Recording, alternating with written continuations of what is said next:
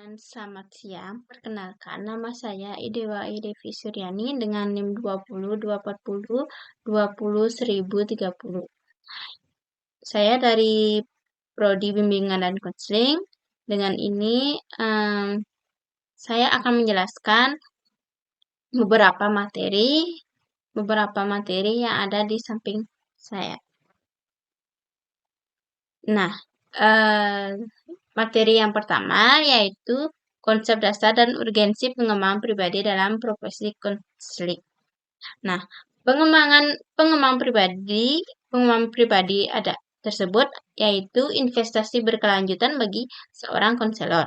Nah, yang dimana ada beberapa konsep dasar dalam pengembangan pribadi yaitu yang pertama itu kesadaran diri, yang kedua refleksi diri, yang ketiga pengelolaan diri, dan yang keempat pengembangan empati dan keterampilan internasional.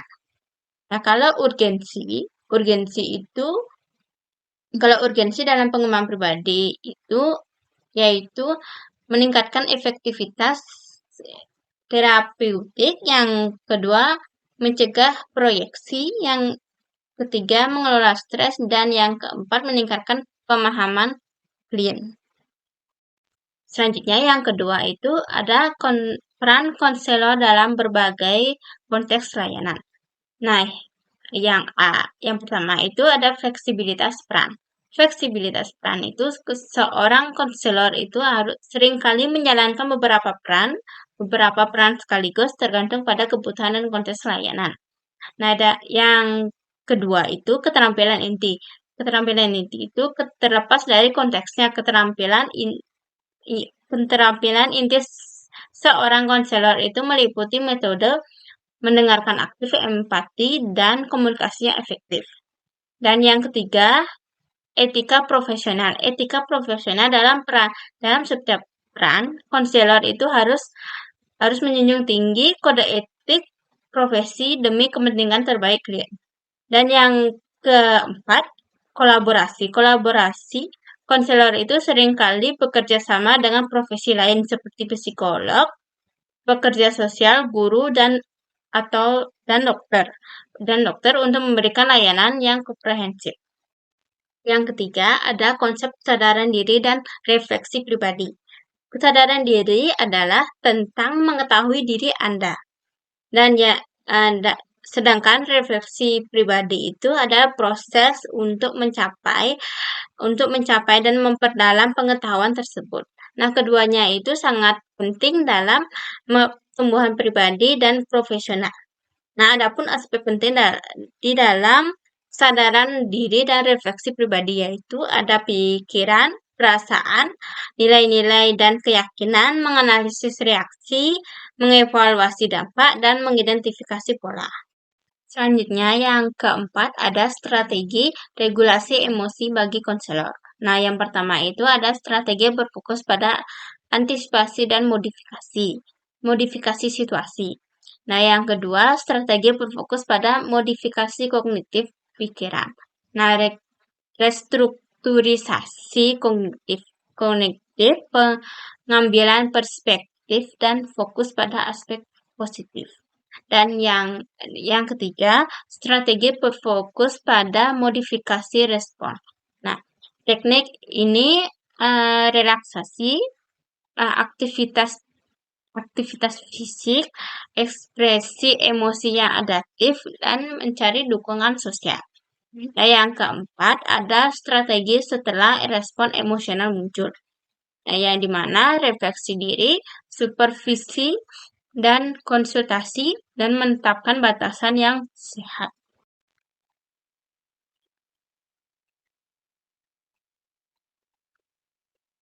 Yang kelima, ada prinsip-prinsip etika profesi konselor.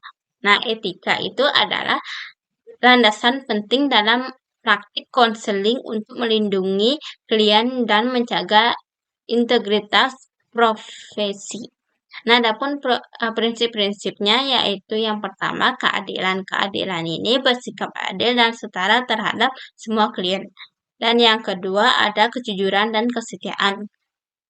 Bersikap jujur, dapat dipercaya, dan setia pada komitmen yang telah dibuat dengan klien. Nah, yang ketiga ada tidak merugikan. Nah, yang dimana ini menghindari tindakan yang dapat membahayakan atau merugikan klien. Selanjutnya ada tanggung jawab profesional dan kode etik. Nah, tanggung jawab profesional itu adalah komitmen internal dan eksternal, yang dimana konselor itu bertindak secara etis dan kompeten. Sementara kode etik itu adalah paduan tertulis yang membantu mengarahkan pelaksanaan tanggung jawab tersebut. Nah, keduanya ini sama-sama saling melengkapi dan esensial bagi praktik konseling yang berintegritas.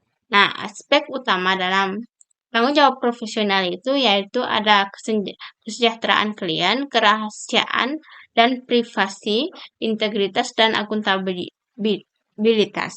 Nah, kalau fungsi utama dari kode etik itu yaitu memberikan panduan, melindungi klien, mendidik profesional baru, dan menjaga integritas profesi. Selanjutnya ada teknik komunikasi efektif dalam hubungan konseling. Nah, yang dimana komunikasi efektif itu dalam hubungan konseling itu bukan hanya tentang menyampaikan dan menerima pesan, tetapi juga ada tentang membangun membangun pemahaman yang mendalam. Nah, komunikasi efektif itu dibagi menjadi dua, yaitu verbal dan non-verbal. Yang verbal itu yaitu mendengarkan aktif, bertanya, merefleksikan perasaan dan konfrontasi serta interpretasi. Dan yang non-verbal yaitu kontak mata, ekspresi wajah, postur tubuh, gerak tubuh, dan sentuhan. Nah, adapun prinsip-prinsipnya yaitu empati, ketulusan, penghargaan, kepekaan budaya, dan fokus pada klien. Selanjutnya ada pengembangan empati dan keterampilan mendengarkan aktif.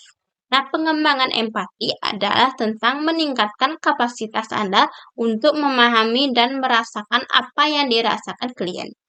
Sedangkan keterampilan mendengarkan aktif adalah alat komunikasi yang Anda gunakan untuk menunjukkan empati tersebut secara efektif dalam interaksi konseling. Nah, keduanya ini saling terkait dan krusial untuk membangun hubungan terapeutik yang kuat dan memfasilitasi pertumbuhan klien. Adapun cara mengembangkan empati yaitu mendengarkan dengan perhatian penuh, mengamati bahasa nonverbal, merefleksikan perasaan, dan merefleksikan diri. Kalau komponen utama mendengarkan aktif yaitu perhatian penuh, merespon, memahami, dan mengingat. Nah, jadi itulah penjelasan dari saya tentang materi-materi yang ada.